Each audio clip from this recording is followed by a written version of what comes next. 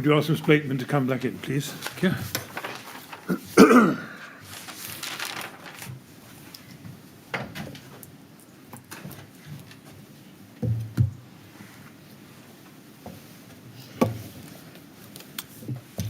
Right, Ms. Blakeman, ready to carry on? Thank you. Yes, Mr. Miller. Mr. Chairman, thank you. Ms. Blakeman, we were on or in the 6th of January 2016 Housing, Property and Scrutiny Committee meeting. Before that, there had been a blog published by GAG in early November 2015, and I just want to show that to you, please, at IWS 402205. And I'm not sure it's a blog the inquiry has shown before, because it's the first time I think we've seen that graphic or photograph. But if you look at the very, ignoring the photograph, and a look at the text at the bottom, there's a sentence which says halfway through the paragraph, if they really want to help communities living in TMO properties, they should demand the RBKC immediately commission an independent investigation into the TMO, similar to the devastating Mamoli investigation and the resulting report published in 2009 that highlighted the many abuses and failings of the TMO at that time. And then over the page, in the second main paragraph, complaints are often sidetracked, ignored, or simply responded to with brazen lies and falsehoods, etc. And then in the next paragraph, it says this. The Mamoli report highlighted a similar range of unacceptable practices and behaviour in 2009, and many local residents believe that the TMO failed to improve significantly following the Mamoli scandal and has since reverted completely to type. Most of the failings identified by Mamoli are as prevalent today as they were when the original report was published. This treatment of residents by the KCTMO is totally unacceptable, and the Grenfell Action Group is demanding change. We urge our readers to examine the contents of the Mamoli report and then approach local residents' associations, local councillors or your local MP, urging them to pressurise the RBKC to launch another independent investigation into how the KCTMO operates today and to explain why they have failed so dismally to respond to the recommendations made by Mamoli in 2009. Now, did you read that blog at the time? I must have done, because I read the blog avidly. Right, you read the blog avidly. Yes. Did that blog prompt you to reach for the Mamoli report and see what it was that Mamoli had reported on, which the GAG blog was saying had not been cured in 2015? Well, not particularly, no, because I was more struck by the thing about West London citizens at the start.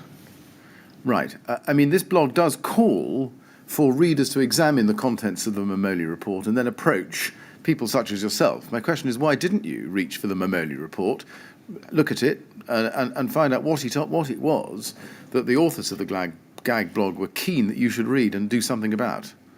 Probably lack of time, lack of resources, too much other work to do. Right. I mean, had you done so, might that have provided you with some kind of ammunition with which to assist the residents in presenting their petition? I don't know. Right. Can we then go back to the evening of the 6th of January 2016 and the HPSC meeting? And if we go to the minutes at RBK 30322130, let's look at the fourth page, second paragraph. And it says this. Councillor McAver thanked the residents for attending and presenting to the committee.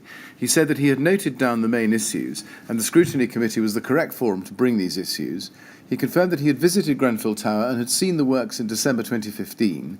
Councillor McAver suggested that a working group could have a look at the lessons learned for future regeneration projects, and he would be happy to chair this group. He stressed that the group would not be set up to investigate individual complaints or issues, but to look at how things could have been done better with the focus on an outcome review. Now, I think probably let's just look at the next few paragraphs as well before we get to the question. Councillor Beryl Cox agreed that a working group would be the best mechanism to conduct a review and look at lessons learned.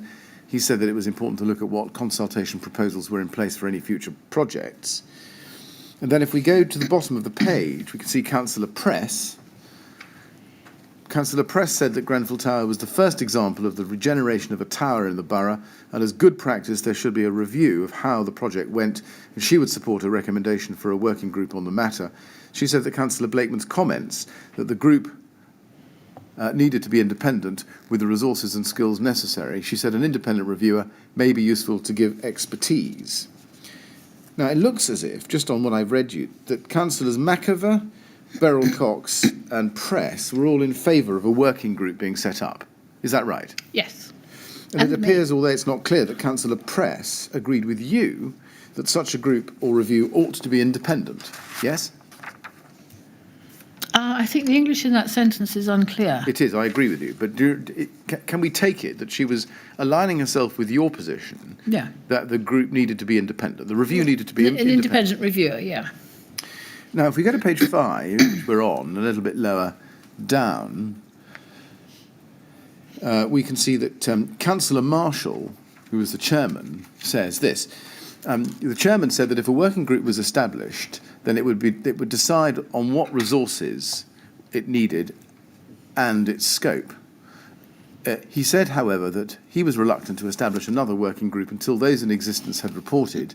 He suggested that a group was not set up immediately and that urgent complaints should be dealt with through the TMO process. Now, just pausing there, does that intervention suggest, just looking at it, that there was some reluctance from the chairman to establish a working group? Is Yes. that your recollection? Yes. Right. And then if we look at the 4th paragraph down from the top, Ms Johnson reported that once the project had been completed, the TMO board would be conducting their own review, and this could help any scrutiny working group with their terms of reference and act as one source of information.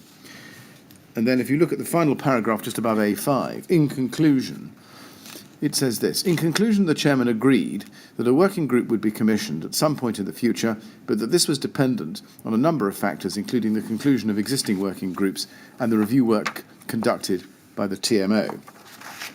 Did the suggestion that a working group be set up at an undetermined point in the future, some point in the future, come mainly from the chairman, or was it the view of the committee as a whole, do you recall?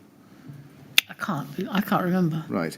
I mean, was the effect of this conclusion to kick the working group proposal into touch, despite there being support for it from some councillors such as yourself and Councillor Press? Yes.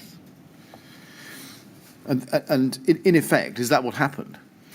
Yes, that's what happened. In the meantime, David Collins and I had drawn together what we called the Grenfell Pathway, which was also a learning process from the problems that had arisen during the refurbishment project. Did that lead to a meeting between him and Councillor Fielding Mellon later in the summer? He and I met Councillor Fielding Mellon. I also submitted it to the TMO board, and the TMO board What did they do about it? No, they did nothing with it. Right. Councillor Fielding Mellon said he would take it away and consider it.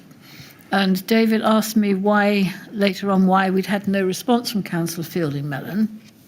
He said he bumped into Fielding Mellon in the street and had asked about it, and Councillor Fielding Mellon had been somewhat equivocal. I don't understand why there was no learning process from the project. Did you take that forward yourself, using your power as councillor? Yes. And how far did you get? Nowhere. Why is that? I don't know. Well, I mean, I do know, Well, but I mean... What is your explanation, sitting there today, for getting... Well, I mean, there comes a point when banging your head against a brick wall ceases to be attractive and one stops. Can we go then to TMO 008 53181? This is the minute of a board meeting of the TMO on the 31st of March 2016. Can we look at page 1 to start with? We can see that not only that is what it is, but also that you are present as a council-nominated board member. You see that? Yes.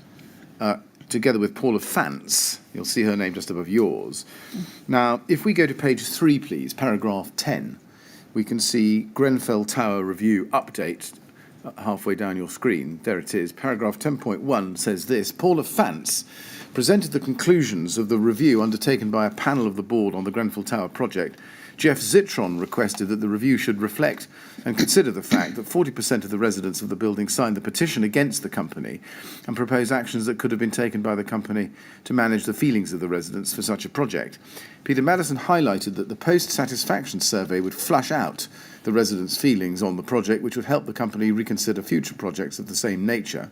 The board agreed that Paula Fance should meet with Councillor Blakeman to address the points she raised on the contents of the report. It was proposed to share the conclusions of the panel's review with RBKC.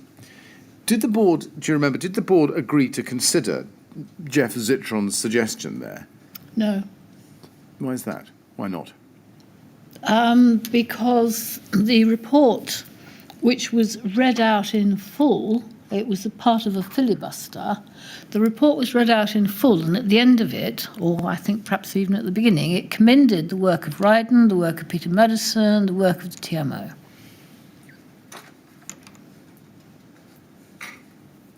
Yes, but he's suggesting that the review should reflect and consider the fact that 40% of the residents had signed a petition against the TMO.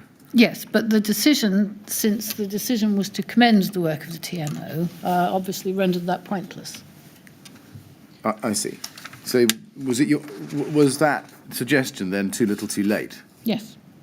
Right. But was it too late? I mean, after all, this report was being presented to the board, but it needn't have been what ultimately got presented to the scrutiny committee. So why was it too late? Because the board had decided that they approved the report. Did you approve the report? No, it's quite clear from what I said. Now, can we then go to your witness statement at paragraph 93 on page 18? That's RBK 3054461, page 18, paragraph 93.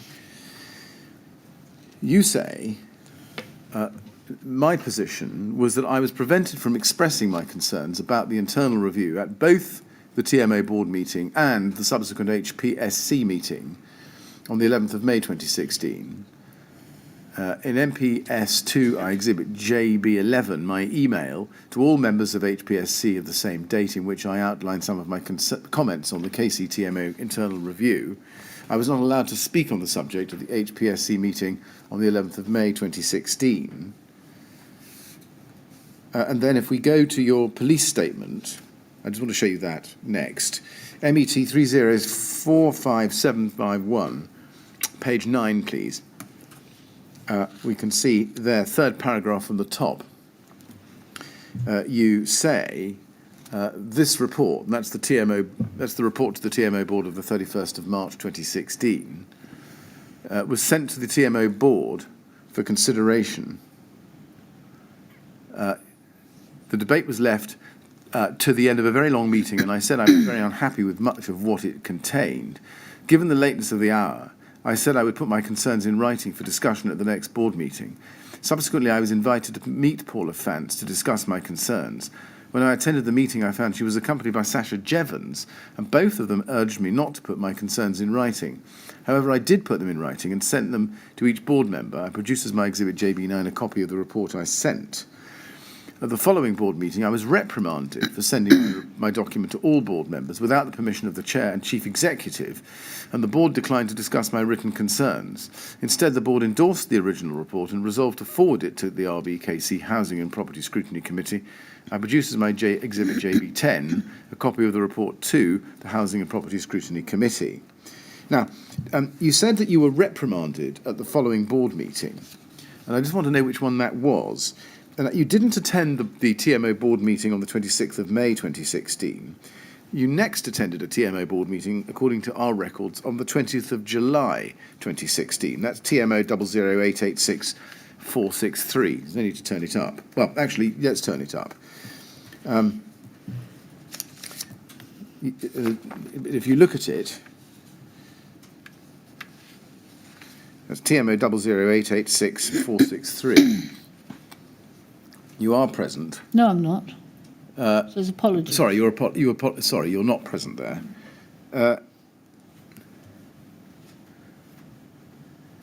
If we go to TMO 00886-390,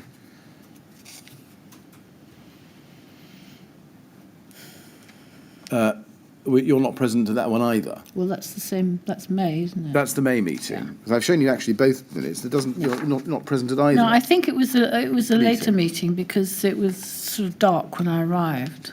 So it must have been March. No, I think it was September. September. Yeah. They're normally at 6:30. Yes. Right. Early September or late September? Can't remember. Right. Well, I'm not going to try and debate the position of the sun in the heavens, but you think it was September 2016 when you were reprimanded, not March or May or July? No. No. Right. Either way, coming back to your statement, did Paula Fance or Sasha Jevons actually explain to you why you shouldn't put your concerns in writing? No. No, they just asked me not to put my concerns in writing. Did they tell you? They didn't tell you why not? I asked a few questions about the report, which they answered. The only question I recollect asking them was that where they said they'd received only 7 complaints, I queried that, and then I asked them who had which resident had sent the 4 complaints, and they said it was me, but that can't have been me because I'm not a resident. I assumed they meant Mr. Daffan. Right. Did you seek permission from Paula Fance to share your written reports of your concerns with the TMO board? No. Why not? Because I'd already told the TMO board I would put my concerns in writing and send it to them. Yes, they were complaining about you doing that. So why didn't you seek their permission to do that? Because I'd already said to the board I would send my concerns if I was not satisfied by the meeting with Paula Fance. I wasn't expecting to see Sasha Jevons at that meeting. Right. Did any other TMO board members read the report or express any concerns or that you had raised? I think if Kush Kanodia was still on the board, he would have done. Then if we go to the meeting of the 11th of May 2016 Housing and Property Scrutiny Committee, RBK 3028532, this is the Part B minutes. Could you just explain to us what Part B minutes were? They're confidential. Right. And that means this was in a closed session, is Yes. that right? No, so not public. Yes. Were you asked to sit in the public gallery for this discussion? I was asked to sit in the public gallery at the start of the meeting. I was instructed to sit in the public gallery at the start of the meeting and not to participate in the debate because allegedly I had a conflict of interest. Who told you that? Mr. Black and the chairman, Councillor Marshall. Right. What about during the Part B, Grenfell Tower Board review? Well, the same thing.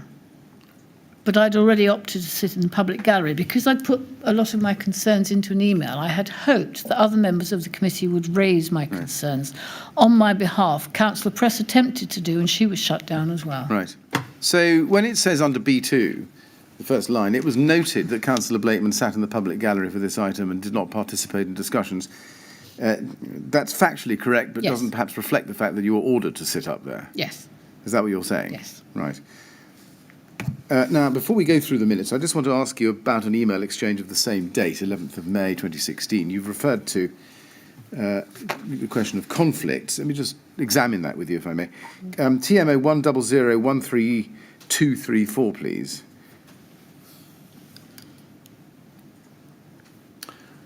This is an email from Robert Black to Rockfielding Mellon, dated the 11th of May 2016 at 17:07, so just ahead of the meeting. And it says, thank you for sharing this, but you need the context of this, and we need page 3 for that, please, because it starts with you emailing Councillor Marshall and other councillors copied in. And there's your email there. And it says, "Dear Quentin, to save time this evening, please see some advance comments below." And you set them out. Well, not the miscellaneous matters. That was querying the accuracy of the minutes. Indeed. And then if we go up to page 2, we can see Rockfielding Mellon writing to Councillor Marshall. And he says, "Dear Quentin, I think the HPSC needs Judith to be clear about her role as a board member of the TMO, and she needs to be guided about whether that is an interest to be declared and what is the most appropriate forum for her to make some of these points within the TMO or at HPSC. I've also copied in officers so that they can get early sight of the issues raised below so they can respond in case you or mine to discuss all these issues tonight. Yours, Rock. And then if we go up to page 1... Sorry, can I just say, I have always, when I've been at a board meeting, at an HPCS meeting, I have always declared my membership of the TMO board. Yes. Even though everybody would have known that. Yes. Now, if we go up to page 1, you can see there's an email from Robert Black to Rockfielding Mellon and Councillor Marshall, copied to Laura Johnson, re-scrutiny meeting this evening. And then there's an attachment. And he says, "Dear councillors, thank you for sharing this. I've shown you that." And then he says this in the second paragraph. "Having spoken to RBKC governance, they highlighted what the rules are around conflicts of interest, because Councillor Blakeman should be declaring her interest as a member of the TMA board when any declarations are requested." Which I did. Well, hold on. We'll just read the text and then we'll discuss it together. "The committee should be deciding whether her interest is significant to preclude her from participating in the discussion. In this case, her interest is conflicted twofold. She is the elected member for the area under consideration, and she's a board member of the company being scrutinised. She cannot be using her powers on the committee to force her own needs. In addition, if the points she raises in the emails below have been passed to the committee, which at this point they have, she's now in breach of her duties as a director of the KCTMO, and I would be required to draw this to the attention of the TMO board. The board could exercise its powers against one of the council's nominees, but probably not wanting to do this, so the council should prevent her from openly breaching her duties by allowing her make detrimental comments against the TMO board and its report." Now, and it goes on in similar terms, but I've read the gist of this to you. You were made aware, were you, of these concerns at the time? No. You weren't? No, and not until the start of the meeting when they said I had a conflict of interest without going into any detail. Did you agree that there was a conflict? No, I didn't, but in the interest of allowing the meeting to continue and the fact that I'd sent an email setting out my concerns, I agreed to sit in the public gallery and not participate in the discussion. Right. Why did you do that? Because I was bullied by the chairman and by Robert Black. What did Mr. Black say to you? Oh, crikey. He said that I'd had an opportunity at the TMO board to raise all my points of concern, which I hadn't, because there was a filibuster. The item was put on at the end of the agenda. Interestingly, those minutes, unlike other minutes, do not state the time that the meeting finished. It finished at around 9:30, which meant that the board had been meeting for 3 hours, and I felt there was no point making my points of concern at that stage because everyone, including myself, was exhausted.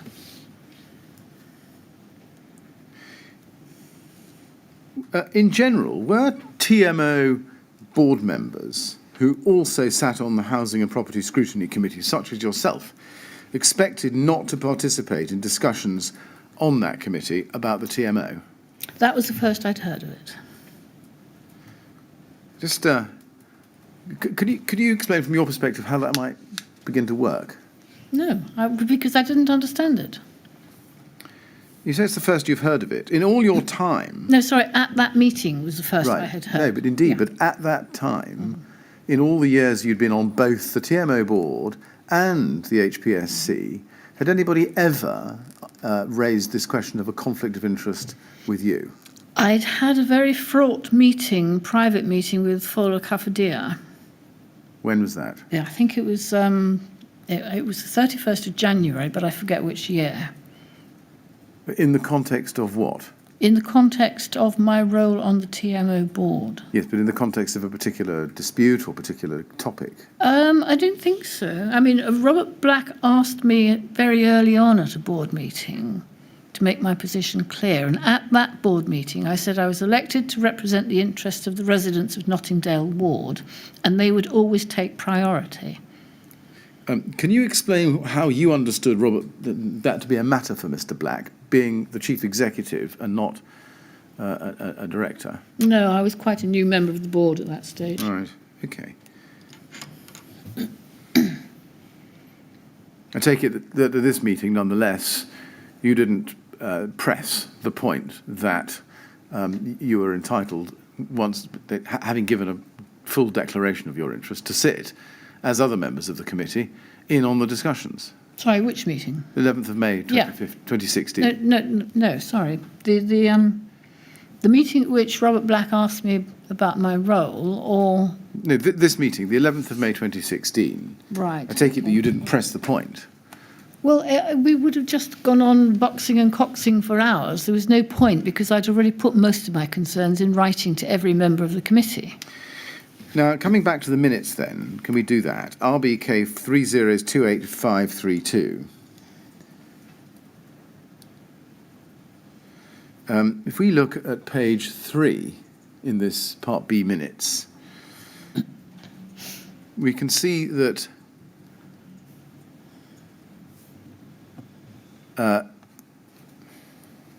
Don't think it's that page. no, you're absolutely right. I think it's page 2.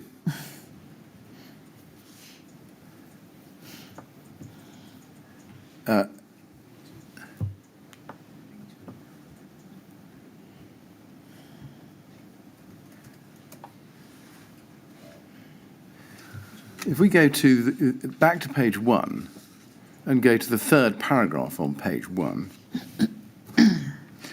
we can see that there's a discussion which says, Mr. Black was asked why the report was considered to be private, and he said that the board had a right to decide on the circulation of their report, but he would ask if it could be released to the public. He added that a list of all the issues looked as and addressed could be found on page 3 of the summary report that was available to the public. Councillor Press added that not publicising the report could be building up conspiracy around the issues, and the TMO should consider releasing the report before the Housing Ombudsman stage. Mr. Black agreed to speak to the chair of the board about making the report publicly available. Why did the TMO want the TMO board review to be confidential? I have no idea. Did you ask? Did you get? I know you were sorry, in the I was public in the gallery. public gallery. But did you have an opportunity? No, later Councillor to Press ask? asked on my behalf. Right. Now, if you go on to page 2, we can see that the chairman commented, this is the first full paragraph, that one of the features of the evidence that had been presented to the committee by the residents was that of wide and sweeping allegations, and he asked if, through their investigations, the board had satisfied themselves that these allegations could not be substantiated and any specific allegations had been properly processed and addressed. Now, just pausing there, do you remember that those were the terms in which the chairman had asked the question? I can't remember. In other words, asking whether the board had satisfied themselves that the allegations could not be substantiated, rather than asking themselves whether there was anything in the allegations. What, the wide and sweeping allegations? Indeed. The very ones that are referred to. I can't remember.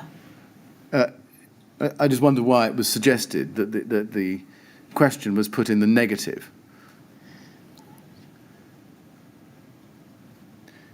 Can you help? Well, I was in the public gallery. I wasn't allowed to speak. Very well. I was sitting there fuming, but...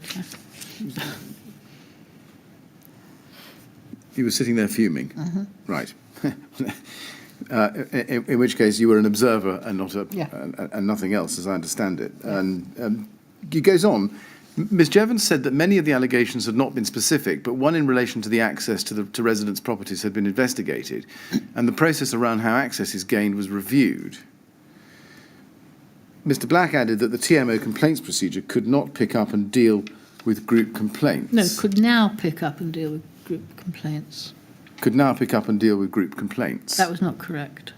That was not correct. Was there any discussion, do you recall, about these, about the points that you made in your email? No. At all?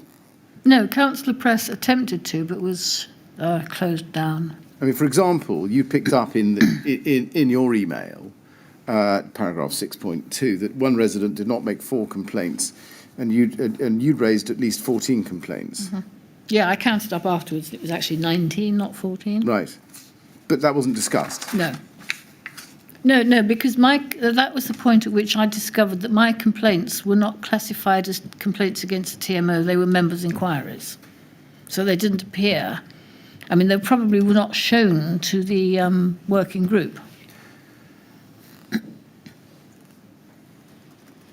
And where it says Mr. Black added that the TMO complaints procedure could now pick up and deal with group complaints, was that a reference to any kind of change in the TMO complaints procedure that you'd identified or knew about? No, he'd been asked, I think, at the 6th of January meeting to investigate the lack of ability to raise group complaints, and he reported back and said that there was no problem, which was not correct. Right. He says, and you rightly picked it up when I misread it, Mr. Black added that the TMO complaints procedure could now pick up and deal with group complaints. That, on the face of it, indicates a change. There was no change. It indicates that he had identified a change. Did you understand that he was saying that there had been a change for the better? Well, they couldn't pick up because even at that late stage, group complaints were not possible. I think David Collins had attempted to make a group complaint and was told that when he tried to send it to the Ombudsman, was told it was an inquiry. Yes. But my point is simply, did you get the impression that Mr. Black was telling the meeting that there had been a change in the complaints procedure for the better? No, I think he was just saying that the complaints procedure was good as it stood. Right. So is it possible that that now is a spelling of not? I don't think so. Well, that would be consistent with what you're saying. Well, it'd be consistent with what I'm saying, but not what Mr. Black was saying. Right, okay. Well, we may have to... I'm not sure, because I thought you said that Mr. Black said everything was as good as it could be, Yeah. not that there'd been a change. Yeah. And if there'd been no change, not would be the right word, wouldn't it? Well, no, his investigation of the complaints procedure led him to the view that collective complaints could be made, but only about services. But that was not correct, because David Collins attempted subsequently to make a collective complaint, and was knocked back. All right, thank you. Very good. Mr. Chairman, I've come to the end of my prepared questions. Oh, right.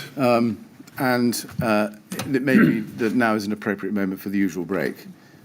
Yes, well, Ms. Blakeman, when Council gets to the end of his questions, or thinks he has, we have to have a short break to enable him to check that he's covered everything, and also to enable other people who are not present in the room but following the proceedings to make their own suggestions. So we'll have a break now until 10 to 3, and then when you come back, we'll see if there are any more questions for you. Okay. All right? Thank you very much.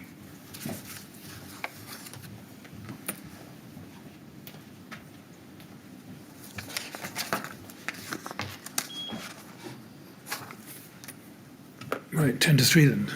Just a minute. Thank you.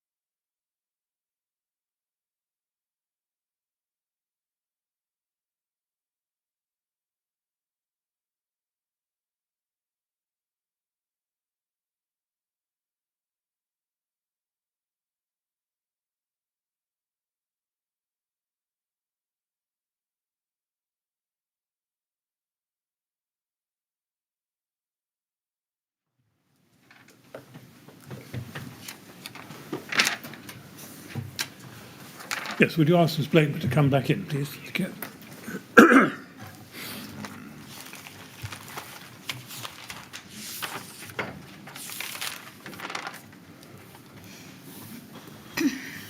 Right, Ms Blakeman, well, let's see if there are any more questions for you. Yes, Mr Millett? Yes, thank you very much, Mr. Chairman. One or two, probably just one, but we'll see.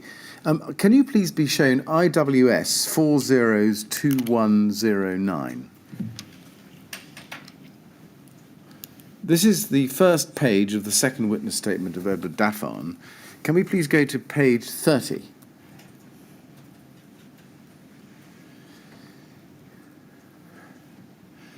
On that page, there is a heading, Part 4, Delay on the Refurbishment, Slow Progress on Grenfell Refurbishment Works After the Decision to Invest.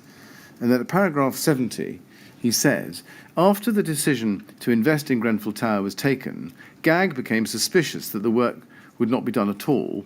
There was significant delay to the project. I had also been told that there was significant opposition to the works being funded within the council.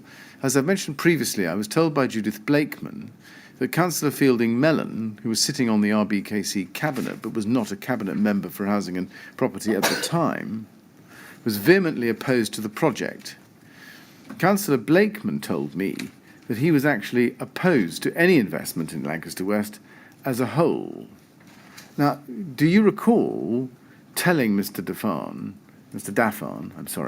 that Councillor Fielding Mellon was opposed to any investment in Lancaster West as a whole? I don't recollect telling him that. I do recollect that there was a desire to demolish Grenfell Tower, demolish Lancaster West, and demolish Bramley House, and demolish the Silchester estate, and rebuild as part of their regeneration processes. And I believe that was supported by Councillor Fielding Mellon initially. Right. Mr. Daffan's recollection, as recorded here, is that you told him that Councillor Fielding Mellon was opposed to any investment in Lancaster West as a whole. Do you disagree with that? Well, I think he was opposed to the investment because he wanted it to be razed to the ground and rebuilt. Was that always your understanding of Councillor Fielding Mellon's intentions? Not always, no. When did they change? Well, they decided that the Latimer master plan was too expensive to implement immediately, so he decided that he would do it incrementally instead, and that was one of the reasons for the decision to demolish the Silchester estate. It was one of the reasons for building the Moor West development on the Silchester estate. It was one of the reasons because they decided that they couldn't decant all the residents from Grenfell Tower, that they decided to refurbish it rather than knock it down. So do you think you had this conversation with Mr. Daffan early on? Yes. And we know that the original Latimer master plan was sometime in 2009, which had projected the demolition of the whole of the Lancaster West estate and a regeneration of a much wider area. But that had changed, and clearly by 2011, 2012, there was a plan in place to regenerate Grenfell Tower. So is it right that whenever you had this conversation, it would have been before then? Well, I don't remember the conversation, but I suspect it must have been. Right. I see. So this is if and when this happened, this would have been at the time, is it? That at the time, yeah. At the time that there was discussion about the demolition of the whole estate. No, I think they had already decided that the Latimer master plan wouldn't, as they say, wash its face. So they decided not to do it. But Councillor Fielding Mellon, I believe, was still committed to it because it was then he then began to introduce it incrementally, and the decision to knock down the whole of Silchester estate and rebuild it 3 times the density was part of that incremental introduction of the Latimer master plan. Because there was also a plan to knock down the walkways or finger blocks on Lancaster West after they'd finished the Grenfell Tower refurbishment. So it's not your evidence that, or is it, that Councillor Fielding Mellon always remained vehemently opposed to the project, or indeed any investment in Lancaster West? Well, not as such, but he did want to knock it down. At one stage. At one stage, yeah. Well, I think he secretly wanted to carry on that view because they started incrementally to say that, you know, for example, the Silchester estate will be knocked down. And they went through a massive consultation exercise on that, very expensive and wasting a lot of money. Ms. Blakeman, thank you very much. I've got no further questions for you. It only remains for me to thank you very much for No, coming you're supposed to ask me what I have to say first.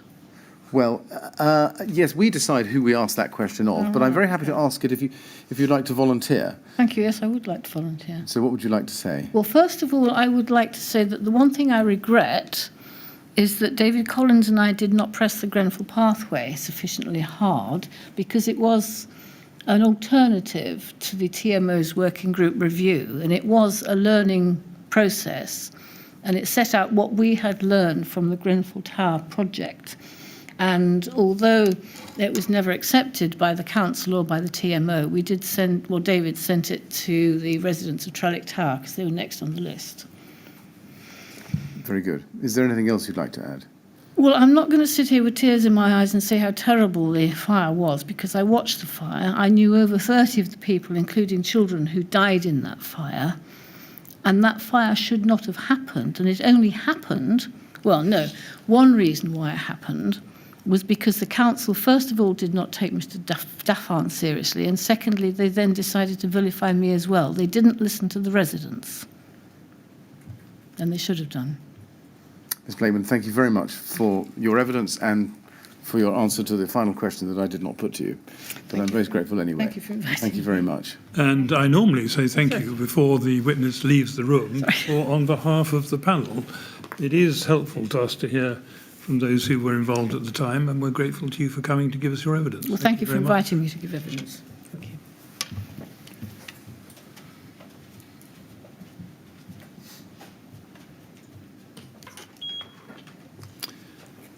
Well, now, Mr. Millett, I'm not sure our next witness is available today, is that right? No. We had a slightly... No, he's not. He's available tomorrow morning at 10 o'clock, and that is Mr. Carl Stokes. So we have nothing more to do this afternoon. I'm going to invite you to rise a little early this afternoon, and there's plenty we can get on understand why with. that should be the case. Very well. Well, we'll break there for the day. We'll resume at 10 o'clock tomorrow and look forward to our next witness then. Okay, 10 o'clock tomorrow. Thank you very much.